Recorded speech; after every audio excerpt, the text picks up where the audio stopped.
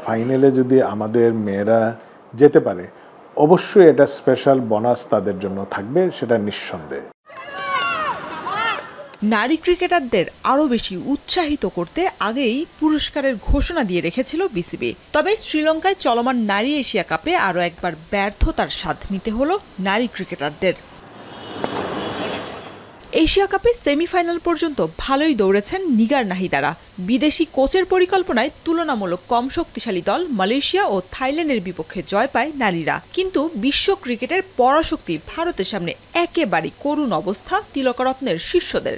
তাতে কারো উপর ক্ষোভ না থাকলেও কোচিং প্যানেল পরিবর্তনের সময় এসেছে বলে মনে করেন নারী উইংয়ের চেয়ারম্যান শফিউল আলম নাদেল।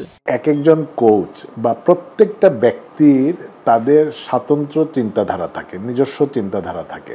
যে চিন্তাধারায় তারা এগিয়ে গিয়েছেন সেটা মাঠে কাজ করেনি, এটা তো সত্য।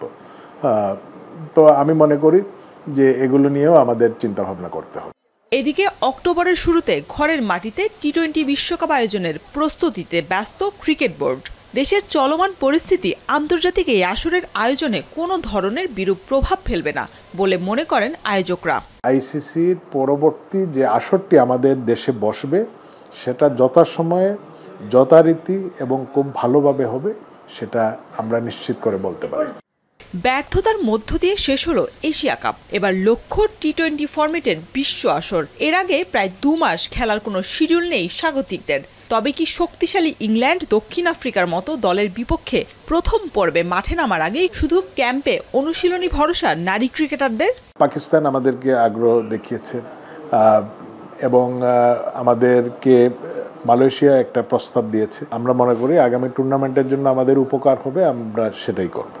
মিরপুরের হোম অফ গ্রাউন্ডে টি-20 বিশ্বকাপের মূল আসর শুরু হবে 3 অক্টোবর ইংল্যান্ড ও দক্ষিণ আফ্রিকার ম্যাচ দিয়ে। শরীফ রাউশন, এখন, ঢাকা।